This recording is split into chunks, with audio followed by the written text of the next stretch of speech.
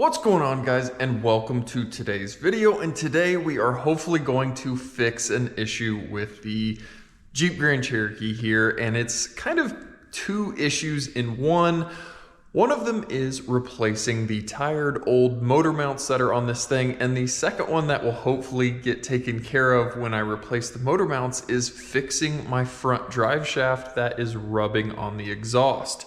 Now, my thought is the engine is sagging down quite a bit because of my worn out motor mounts and causing my drive shaft to rub on the exhaust pipe when we're off-road. It doesn't obviously do it on the street, but when we're off-roading, it does rub on the exhaust pipe when I'm flexing the suspension. So hopefully replacing those with some fresh mounts will take care of both of those issues, because this thing does have 190,000+ miles on it, and the rubber is original and extremely tired. I'll take you underneath and kind of show you what I've got.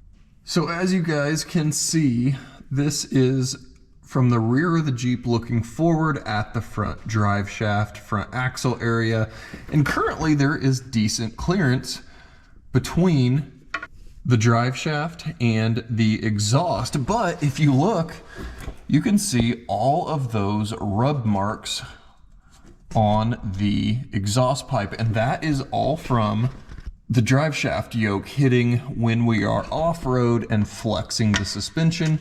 As we're flexing, this yoke is moving as the axle moves around, and it is rubbing on the exhaust pipe. So my hope is getting the new motor mounts installed is going to move the whole engine exhaust assembly up, even if just a little bit, and hopefully make a little bit more clearance here between the exhaust and the U-joint or drive shaft. So we've got the Jeep up in the air now, and I thought I would show you real quick the old mounts versus the new mounts, and then I'll throw you guys up on the time lapse and we'll try to get these things swapped out. So as you can see, the old mounts are horribly dry rotted and cracked. The rubber's just falling apart up there, versus the new rubber mount, which is obviously new, not falling apart. And you can see all this gap underneath the motor mounts on both sides. And that's what we're hopefully going to change with the fresh mounts. I'm hoping the new rubber is going to hold the motor up higher, which should give us a little more clearance with our drive shaft to exhaust clearance.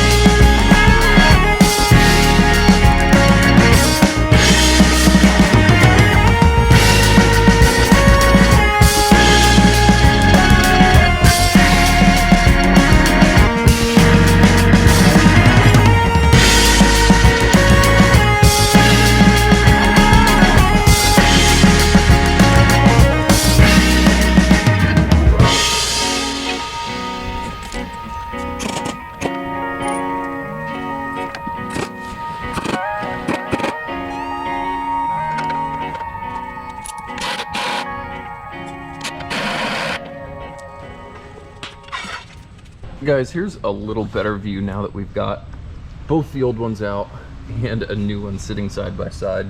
You can see how smashed and destroyed all of that rubber is. This one is even fully torn on the rubber mount all the way through over here. Obviously that is supposed to be pretty much centered, if not a little bit low, and these things are well above center due to that rubber being so tired and broken down. Well, new mounts are installed. Honestly, it wasn't too bad of a job. Some of those upper bolts on the motor mounts are kind of a bear to get to. Got to use wrenches or extensions or wobbles, but it really wasn't too bad to get to. I did have to lift the motor up a ton to be able to get the motor mount bolts back through. So we definitely lifted the motor. I'm excited to get this thing on the ground and see if we gained any clearance here with the drive shaft and exhaust, and just see how everything sits. All right, we're back home after getting those mounts thrown on, and we're gonna go jump under it one more time and see how it looks sitting on the ground to see if we've gotten any more clearance.